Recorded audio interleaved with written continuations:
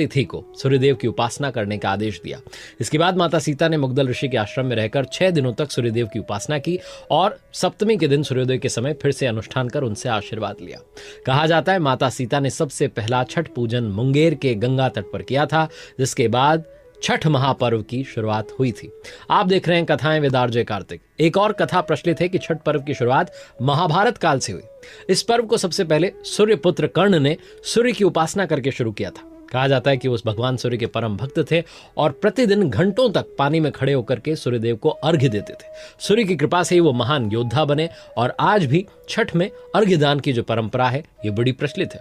छठ पर्व के बारे में एक और कथा है और वो ये कहती है कि जब पांडव सारा राजपाट जुए में हार गए तब रानी द्रौपदी जो थी उन्होंने छठ व्रत रखा था। इस व्रत से उनकी मनोकामनाएं पूर्ण हुई और पांडवों को सब कुछ वापस मिल गया।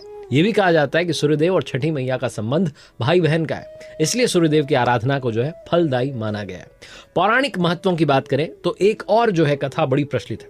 पुराणों में कहा गया है कि प्रियव्रत नाम का एक राजा जिसकी कोई संतान नहीं थी, इसके लिए उन्होंने हर प्रयत्न कर लिया लेकिन कोई जो है उन्हें फायदा नहीं मिला। तब राजा को संतान प्राप्ति के लिए महर्षि कश्यप ने पुत्रेष्टि जो है यज्ञ वो करने का परामर्श दिया। यज्ञ के बाद महारानी ने एक पुत्र को जन्म दिया लेकिन वो मरा पैदा हुआ। राजा के मृत बच्चे की सूचना से पूरे नगर में शोक छा गया।